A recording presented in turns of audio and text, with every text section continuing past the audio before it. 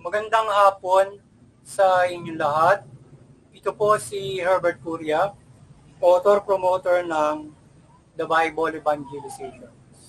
Kakibat ang ating pananalig sa ating banal na Panginoon Diyos, banal na Panginoon Kristo at gabay ng piliwan ng Galiman sa Santa Maria, ay ating po binabahagi sa inyo sa ating mundo, ang mensahe ng ating banal na Panginoon Diyos.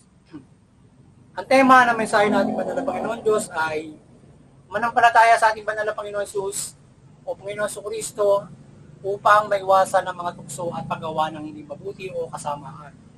Ngayon po'y babasahin ko sa inyo ang mga mensaheng ito mula po sa Bagong Tipan o Mabubuting Balita ng pag-aari ng ating banal na Panginoon sa pamamagitan ng banal na Panginoong Jesucristo. At ayon po dito sa mga taga-Roma, Kabanata 13, talata 12 hanggang 14, dito po ang mensahe. Namamaalam na ang gabi at malapit na ang magdiwanag. Layuan nga natin ang lahat ng gawang masama at italaga ang sarili sa paggawa ng mabuti. Ang Panginoon ang pag-ariin ninyo sa inyong buhay, huwag paglaan ng laman, upang bigyan kasiyahan ng mga nasa nito. Patuloy po natin sa mga taga-Roma, Kabanata 12, talatang 9. Ito po ang mensahe. Maging tunay ang inyong pag-ibig, kasuklaman ninyo ang masama, pakaibigin ang mabuti. Pagpatuloy po natin sa mga taga-Galatia, Kabanata 5, talata 16 hanggang 18. Ito po ang mensahe. Ito ang sinasabi ko sa inyo, ang Espiritu ang gawin ninyong patnubay sa inyong buhay at huwag ninyong susundin ang pita ng laman. Sapagkat ang pita ng laman ay laban sa mga ninanasa ng Espiritu at ang ninanasa ng Espiritu ay laban sa mga pita ng laman. Magkalaban ng dalawang ito, kaya hindi ninyo magagawa ang ibig ninyong gawin. Patuloy po natin sa mga taga-Galatia, Kabanata 5, talatang 16 hanggang 21. Ito po ang mensahe. Hindi maikakaila ang mga gawa ng laman. Pangangalo niya, karimari-maring na pamumuhay, pahalayang pagsamba sa Diyos-Diyosan, pagpuhulam, pagkapuot, pagkagalit, panibugbo, kasakiman, pagkabahabagi, pagkakampi-kampi, pagkaigit, paglalasing, walang daros na pagkasaya at iba pang tulad nito. Binabalaan ko kayo tulad ng unang hindi tatanggapin sa kariyan ng Diyos ang gumagawa ng gayong mga bagay. Ito po ang mensahe ng ating banal na Panginoon Diyos sa ating pagbabahagi ng mabuting balita dito po sa The Bible Evangelization. Pasalamatan po natin ang ating banal na Panginoon Diyos, banal na Panginoon Jesucristo, banal na Espiritu Santo at kayo din po ang ating banal na Santa Maria. Maraming salamat po, banal na Panginoon Diyos, banal na Panginoon Jesucristo, banal na Espiritu Santo, at banal na Santa Maria. Ngayon naman po ipaliliwan ko sa inyo ang mga mensahe ito mula po sa tema na manampalataya sa Panginoong Jesucristo at upang maiwasan ang tukso at paggawa ng hindi mabuti o makasamaan. Ngayon po inais ipabatid po sa atin ng ating banal na Panginoon Diyos na sa pamamagitan ng banal na Panginoon Jesucristo sa kanyang inihayag o mula dito sa mabuting balita na kanyang inihayag at sinagawa ay nais po niya ipabatid sa atin na tayo ay magkaroon ng malaking pananampalataya sa ating banal na Panginoong Jesucristo para maiwasan natin yung mga tukso at paggawa ng kasamaan sa pamamagitan mula sa pagtupad ng kanyang inihayag o iniaral sa atin dito sa mabuting balita. Yan, nais niya na tayo ay nais na manampalataya tayo para paghariin natin ang banal na Panginoon Jesucristo sa ating buhay para maiwasan at huwag natin bigyan ng nasa ang pita ng laman o kasiyahan ng pita ng laman. Manampalataya tayo sa Panginoon Jesucristo at ang kanyang paggabay sa atin, ang kanyang ang mabuting balita na kanyang inihayag na ating dapat sa buhay. So, pamamagitan nito ay huwag natin bigyan ng puwang ang kasiyahan ng pita ng laman. Yan. Kasuklaman natin at pakiibigin natin ng mabuti. Bagay tunay ang ating pag-ibig, pakiibigin natin ng mabuti, kasuklaman natin yung mga kasamaan. So yan, para maiwasan natin yung paggawa ng masama at matukso tayo sa ating pita ng laman. Yan. Ngayon ay para ang nais ng ating banal na Panginoon Diyos upang maiwasan natin na matukso tayo sa pita ng laman, mamuhay tayo maka-spiritual o sa pananampalataya natin sa Panginoon Jesucristo ang gabay niya ay mamuhay tayo maka-spiritual. Wala diyan sa gabay niya o iniaral niya sa atin na mamumuhay tayo maka-spiritual. Sa pamamagitan ng pamumuhay maka-spiritual, ay maiwasan natin yung paggawa ng pita ng laman.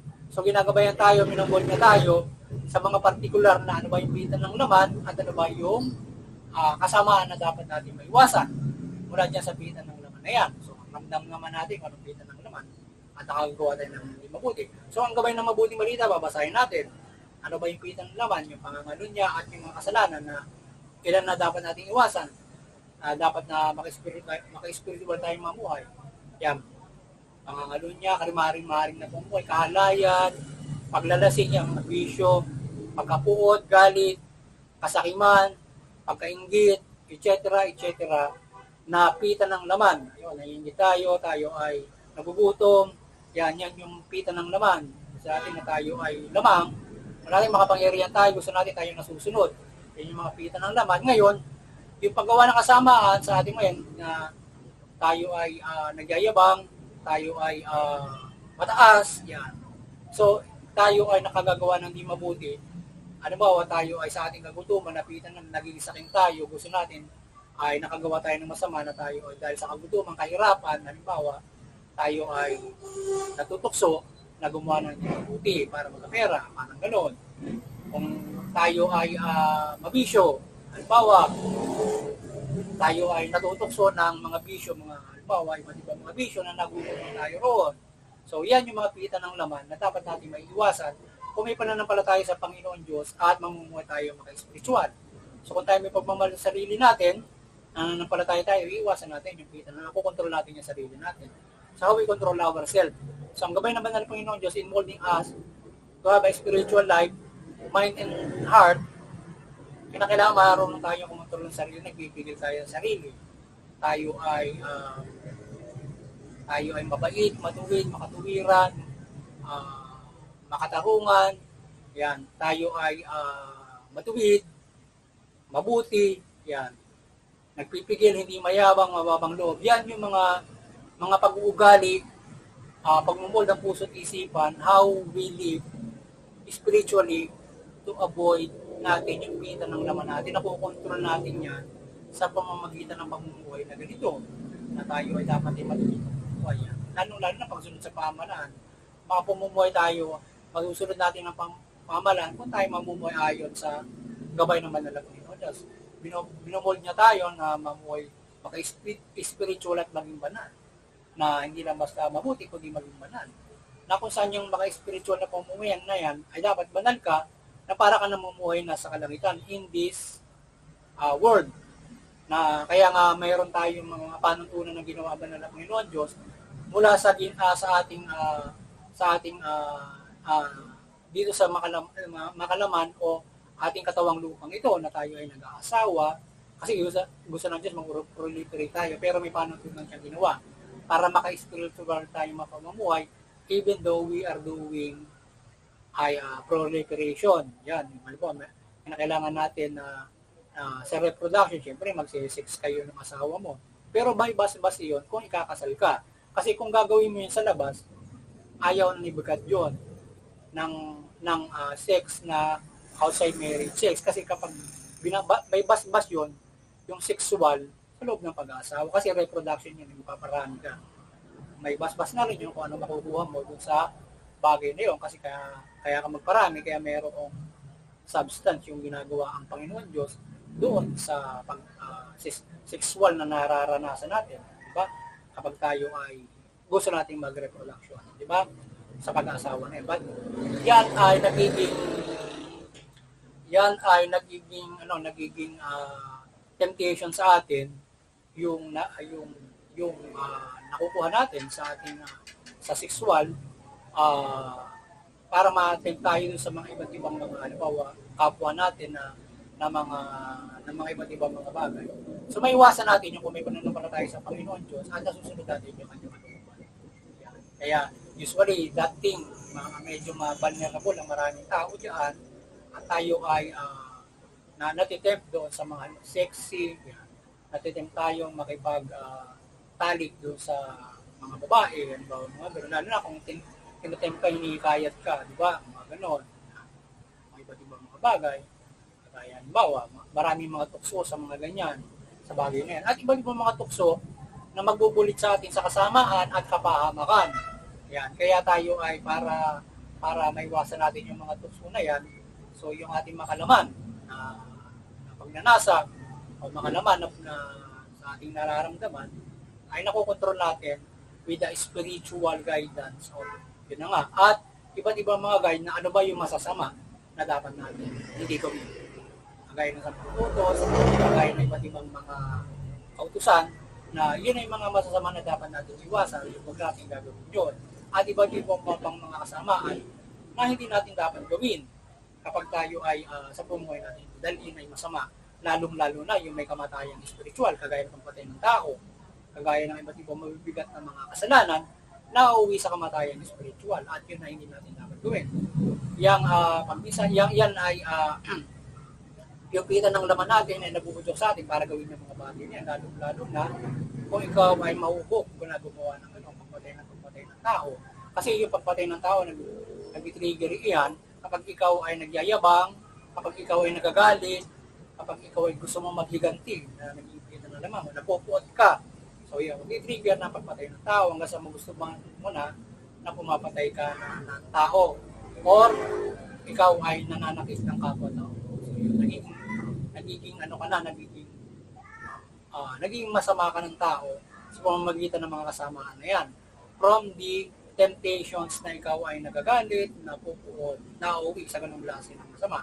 At yung kanyang pagiging pagkapuot, pagkagalit na nakagagawa ka ng hindi maganda, syempre, kasalanan yun. Kaya maiwasan mo yun, yung mga, yung tayo napupuot, tayo ay nagagalit, sa pamamagitan ng pagkontrol mo ng sarili mo, ng galit mo, at kung ikaw man ay magagalit, hindi ka dapat gagawa ng masama. Hindi ka magmumura, hindi ka papatay ng tao, not everything na gagawin mo ng mabuti. Kung ikaw yung nagagalit man, so pwede kang mong pagsabihan yung kapwa-tao mo sa magandang paraan, at hindi sa pamamagitan ng pambubulyaw. Kasi ayaw din ng Diyos na ikaw ay mambubulyaw, pagtatas ka ng boses sa pamamagitan ng masamang tema. Di bali mataas yung boses mo kung ikinangangaral na maayos, pero kung lang bubulyaw ka sa pamamagitan ng minumura mo, binubulyawan mo dahil sa nilalait mo na, dahil sa galit ka, binubulyawan mo sa kung ano ng masamang sinasabi mo sa kanya, just because ikaw ay nagalit. So kasalanan din sa mataas. So kaya kung ka nagagalit, may iwasan mo yung mga ganun. Hanggang sa magustuhan mo ng mga sasamang gawain na yan. So kaya tayo ay magabayan man ang spiritual at banal na buhay. Para sa Panginoon sa Kristo, at hindi lamang pagtipad ng kalooban yan.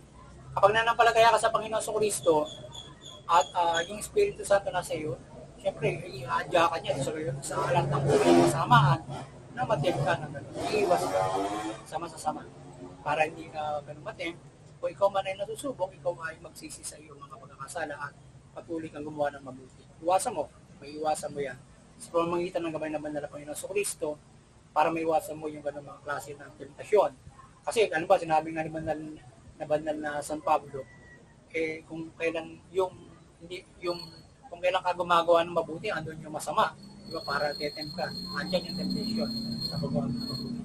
Andyan, naglipa na, pero hindi mo sila pinapansin. Pinapairal mo yung mabuti, iniiwasan mo sila, and then yung iba, syempre, kagaya ng banal na Panginoon sa Kristo, pinapangaralan mo sila. Or else iwasan mo para hindi ka nila madala. Ngayon, kung kaya mo naman silang aralan mo sila para gumawa sila ng mabuti. Ibahagi mo yung mabuting balita doon sa mga masasama. Automatic sa iyo ng hindi mabuti. Bahagi mo ang mabuting balita para hikayatin mo sila. Instead na ikay mahikayat nila sa hindi mabuti, hikayatin mo sila sa mabuti.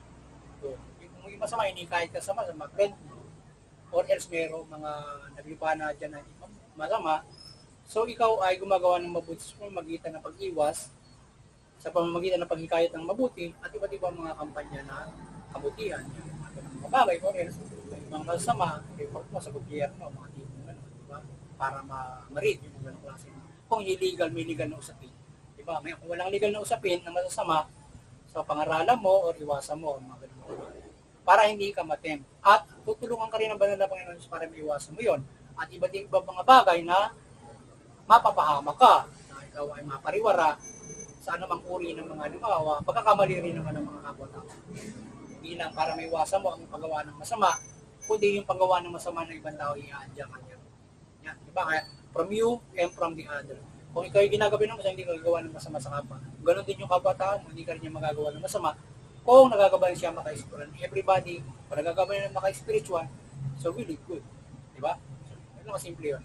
So yun muli, sana nagabayan naman tayo ng ating banal na Panginoon Diyos, banal na Panginoon Kristo dito sa kanyang sa pangangaral niya ng mabuting balita at sa ating pumabahagin ko ng mabuting balita at dito sa ating The Bible Evangelization. At kayo ay magkaroon ng malaking pag-asa sa inyong kaligtasan spiritual sa gabayan nito ng ating banal na Panginoon Diyos. Banal na Panginoon Kristo sa kanyang pamamahalang ito sa atin na mula dito sa ilalim tayo sa kanya, mula dito sa ating pananampalataya sa kanya at tayo ay maiwasan natin ang paggawa ng mabuti at mamuhay tayo naman. Magkaroon tayo malaking mag-aalas sa kaligtasan spiritual. Yan. At muli, sana tayo patuloy na gabayan ng Banal na Santa Maria ng kanyang sign, ng kanyang kaliwanagan, ng kanyang milagro sa ating pagbabahagi ng mabuting balita. Pagliwanagan palagi tayo ng Banal na Santa Maria sa ating pagbabahagi ng mabuting balita. At isa lahat tayo ang pakinig ang ating pagkayuhin ng salita ng Banal na Panginoon Diyos at ito ay ating isagawa. Sa paglito magliligtas sa atin, pasalamat tayo kung may sign na gagabay sa atin na dagdag na gabay mula sa mabuting balita ng ating Panginoon Diyos para tayo lalo tupad sa mabuting balita. On the other hand, ay pwede tayong muli. Kung halimbawa, bumabay man ng presensya ang Banal na Santa Maria, Panginoon Diyos, Panginoon Kristo, ng kaliwanagan, dumalangin, bumabay man siya ng presensya o hindi, dumalangin tayo ng ating mga kahilingan sa Banal na Panginoon Diyos para sa ating mga nais sa ating buhay nito. Sa yung team at may pananampalataya, iwasan mo na nakasusunod tayo at konsiyan yung mga kasalanan para din tayo.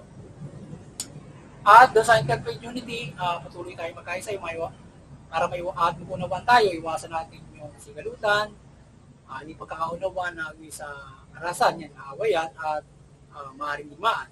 So, para yung ating mga pinaniwala, mga reliyon mula sa pangalahatang kapayapaan, pagkakaisa, pagmamahalan ng mga aral ng ating mga reliyon, ay magkaisa tayo dyan at magabayan natin ang bawat pamilya, community, bansa at buong.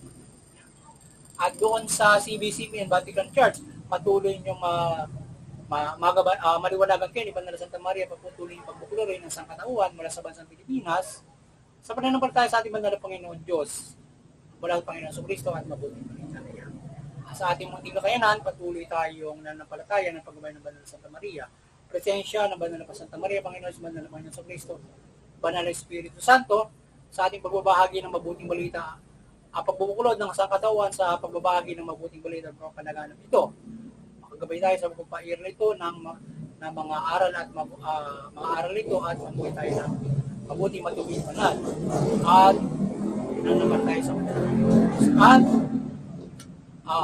tayo ay patuloy na gabayan ng kanyang kapangyarihan at magabayan natin yung mga kapamahalaan sa pagtupad ng mabuting balita at mamahalay ng mabuting matubig at tugunin yung karapatan ng tao na patas sa Diyos. Kaya mga kapamahalaan, maliwanagan kayo. Mamahala kayong mabuting matubig tugunin yung karapatan ng tao patas na hustisya. Sa gayon, yung inyong mamamayan ay mamumuhay ng maunlad ayon sa karapatan, papayapa. At hindi sa lahat, makakapanampalataya sila ng lubos sa ating Banal na Panginoon Diyos, Banal na Panginoon Kristo, kung ano mang kanilang pananampalataya. Yan, muli, sana ay nagabayan na naman kayo ng mabuting balita at naliwanagan kayo at patuloy tayong pagpalain at protektahan ng ating Banal na Panginoon Diyos, Banal na Panginoon Kristo, Banal na Espiritu Santo at Mother Mary at sama-sama natin sa buhay ng mabuting balita. Magandang hapon sa inyo lahat at God bless you.